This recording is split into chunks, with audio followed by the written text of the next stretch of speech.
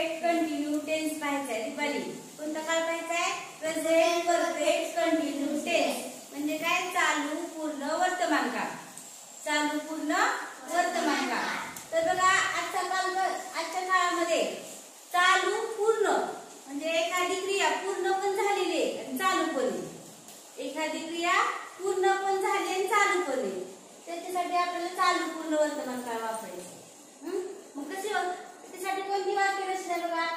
करता, करत्याच्या नंतर हॅव किंवा हॅज आणि त्याच्यानंतर बीन घ्यायचे. हॅव बीन किंवा हॅज बीन आणि क्रियापदाचं चौथं रूप म्हणजे आयएनजी रूप असलेलं आणि त्यानंतर काय घ्यायचंय? कर्म. आता बघा आय, वी, यू आणि तेच्या पुढं या अनेक वचनी नामाच्या पुढं काय वापरायचे? आपल्याला हॅव वापरायचे. काय वापरायचे रे? हॅव. आय, वी, यू, ते आणि अनेक वचनी नामाच्या पुढं हॅव वापरायचे आणि त्यानंतर ही, शी, इट व एक वचनी नामाच्या पुढं काय वापरायचे रे? हॅज वापरायचे. काय वापरायचे? वर्तमान काळामध्ये. आणि त्याच्यानंतर काय वापरायचे? बिन. हॅव बीन किंवा हॅज बीन. समजलं? तर बघा तो आंबा खात आलेला आहे. यश. तो आंबा खात आलेला आहे.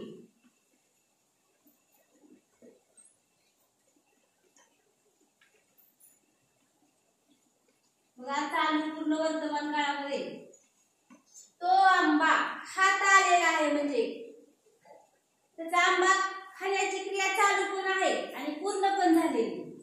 तो आंबा खात आलेला आहे म्हणजे थोडा आंबा खायचा झालेला आहे त्याचा आणि आणखी राहिलेला आंबा तो खात आहे.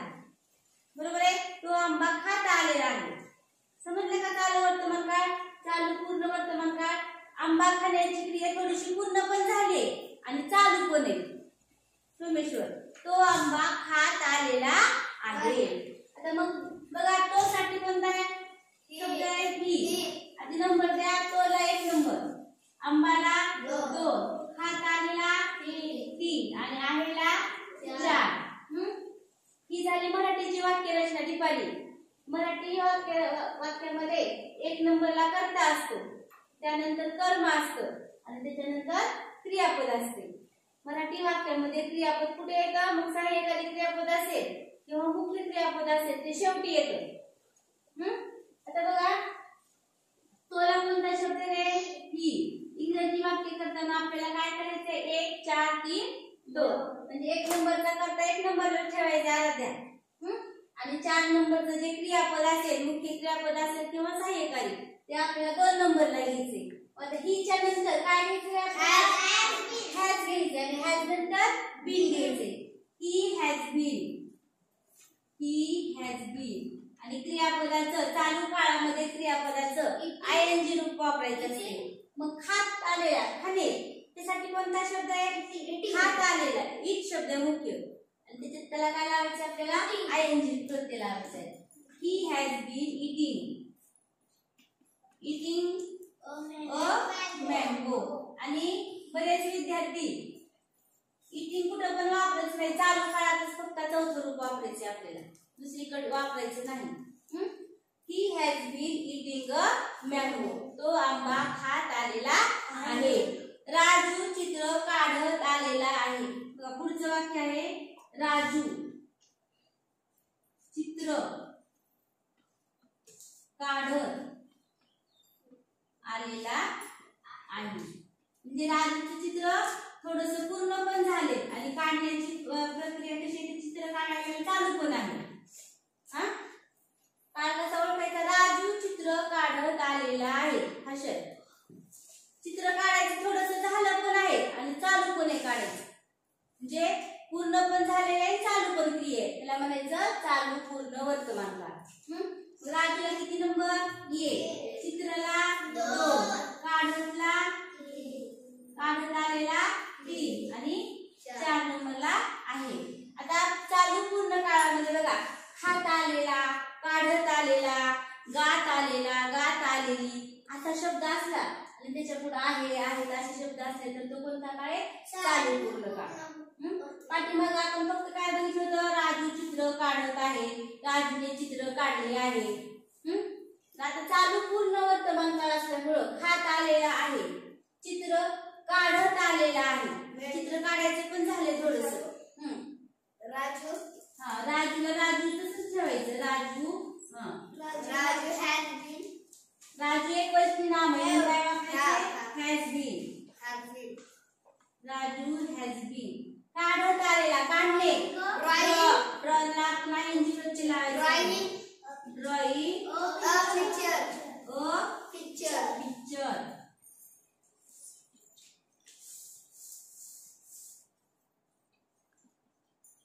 समजलं? बघा, Raju has been drawing a picture. Raju चित्र काढत आलेला आहे.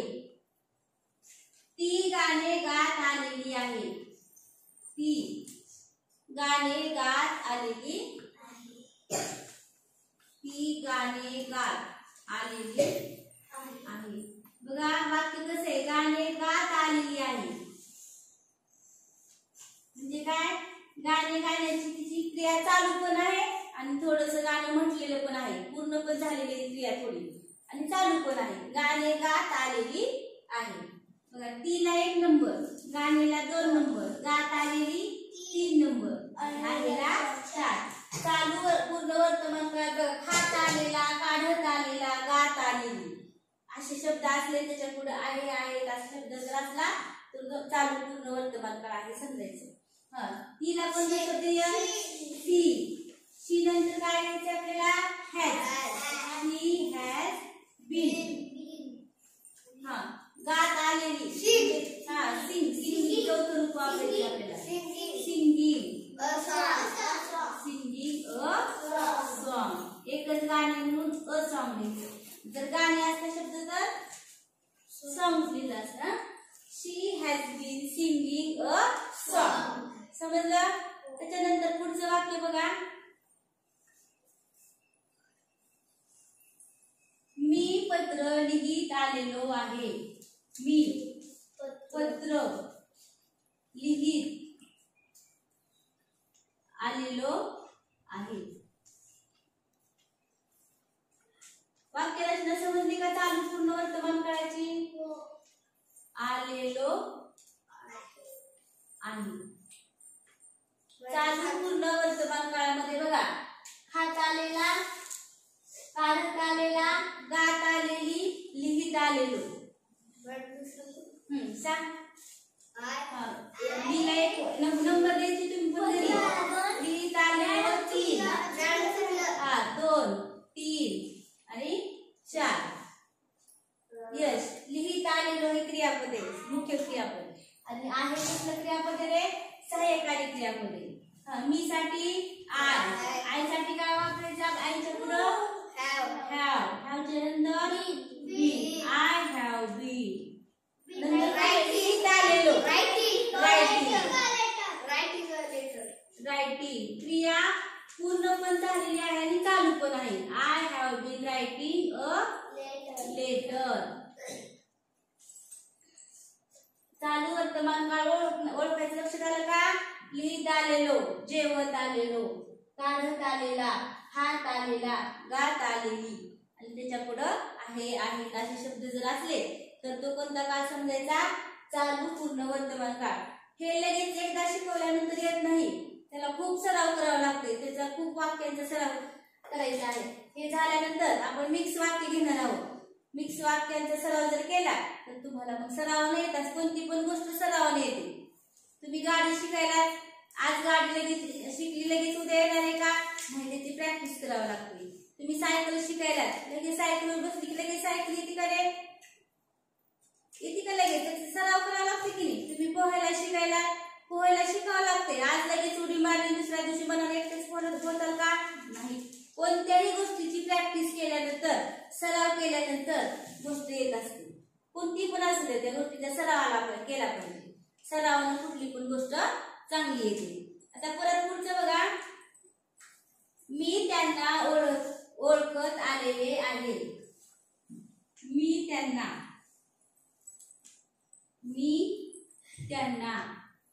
ओळखत आलेले आहे. ओळखत आलेले आहे. बघा, ओळखत आलेले. मी 1 नंबर, त्यांना 2 नंबर, ओळखत आलेले 3 नंबर आणि आहे 4 नंबर. मी साठी कोणता आहे? आय. आयच्या पुढे काय वापरायचंय? हॅव. I have been. ओळखत आलेले, नोईंग. ओळखलेला कोणता शब्द आहे? नो. त्याला ING प्रत्यय लावायचा. KNOWING. मी, आय हॅव बीन नोईंग. आणि त्याला कोणता शब्द आहे? Him. I have been knowing him. मी त्यांना ओळखत आलेले आहे. त्याच्यानंतरचं पुढचं वाक्य बघा.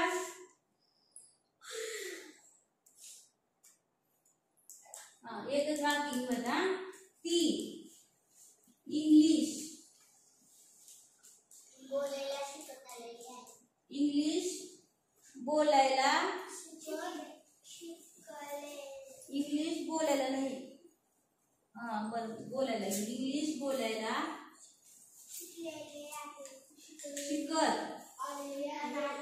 शिकत आलेली आहे. शिकत आलेली म्हणजे चालू पूर्ण का आहे चालू. बघा, तीला 1 नंबर, इंग्लिशला 2 नंबर, बोलायला इंग्लिश बोलायला 2 नंबर, शिकत आलेलीला 3 नंबर आणि आहेला 4 नंबर. कोण सांगते वाक्य? यस. साठी काय वापरायचं आहे? यशला सांगू द्या. She has been. Has been. त्याच्यानंतर काय घ्यायचं आपल्याला? 1 4 नंबर झाला का 3 घ्यायचा आहे. शिकत आलेली. त्याच्यासाठी कोणता शब्द आहे? शिकणे. लर्निंग. लर्न. शिकत आलेली. आपल्याला ING प्रत्यय लावायचं ना. लर्निंग. लर्निंग नंतर काय रे? बोलायला. काय वापरायचा? To speak English.